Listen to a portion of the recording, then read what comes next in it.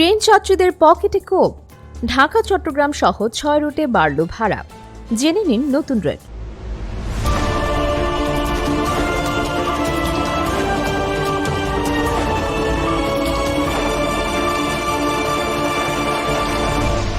Channel CB. স্বাগতম CB নিউজে। বাংলাদেশের ট্রেন যাত্রীদের জন্য একটি গুরুত্বপূর্ণ খবর। দীর্ঘ প্রায় ৯ বছর পর ফের বাড়ল ট্রেনের টিকিট ভাড়া। আগামী ২০ ডিসেম্বর ২০২৫ তারিখ থেকে এই বর্ধিত ভাড়া কার্যকর হতে চলেছে।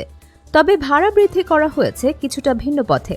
সরাসরি টিকিটের মূল্য না বাড়িয়ে পন্টেজ চার্জ আরোপের মাধ্যমে এই ভাড়া বৃদ্ধি কার্যকর করেছে বাংলাদেশ রেলওয়ের পূর্বাঞ্চল। এর ফলে ট্রেন ও শ্রেণীভেদে সর্বনিম্ন ৫ টাকা থেকে সর্বোচ্চ ২২৬ টাকা পর্যন্ত ভাড়া বেড়েছে। আপাতত মোট ৬টি রুটের ১১টি সেতুর ওপর এই চার্জ আরোপ করা হয়েছে। রুটগুলো হল ঢাকা চট্টগ্রাম, ঢাকা কক্সবাজার, ঢাকা সিলেট, চট্টগ্রাম সিলেট, চট্টগ্রাম জামালপুর এবং ঢাকা দেওয়ানগঞ্জ। রেলওয়ের পরিভাষায় কোনো রুটের সেতু বা অনুরূপ অবকাঠামো থাকলে ভাড়ার সঙ্গে যে অতিরিক্ত শুল্ক যোগ করা হয় তাকেই পন্টেজ চার্জ বলে। এই নিয়মে প্রতি ১০০ মিটার দীর্ঘ সেতুকে ২.৫ কিলোমিটার দূরত্ব হিসেবে গণ্য করা হয়। অর্থাৎ কাগজপত্রের রুটের কাল্পনিক দূরত্ব বৃদ্ধি পায় এবং সেই বর্ধিত দূরত্বের ভিত্তিতে আনুপাতিক হারে ভাড়া নেওয়া হয়।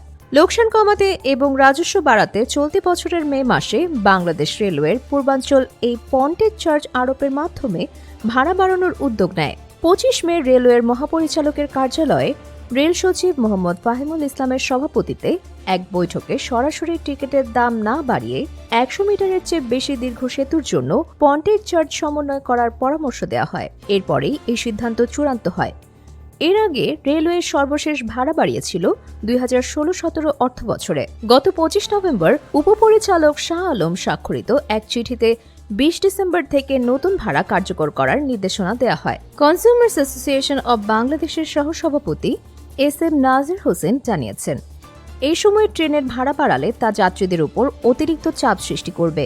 তিনি রেলের অনিয়ম ও অপ্রয়োজনীয় খরচ নিয়ন্ত্রণে নজর দেওয়ার পরামর্শ দিয়েছেন। তবে বাংলাদেশ রেলওয়ের পূর্বাঞ্চলের প্রধান বাণিজ্যিক কর্মকর্তা মাহবুবুর রহমান জানিয়েছেন, সরকারি সিদ্ধান্ত অনুযায়ী পন্টেজ চার্জ আরোপ করেই ভাড়া বৃদ্ধি করা হয়েছে।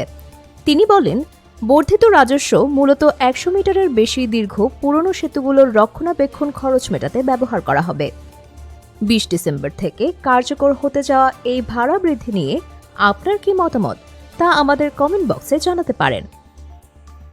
প্রতিদিন গুরুত্বপূর্ণ আপডেটের জন্য আমাদের চ্যানেলটি অবশ্যই সাবস্ক্রাইব করুন। Subscribe now for daily news and updates.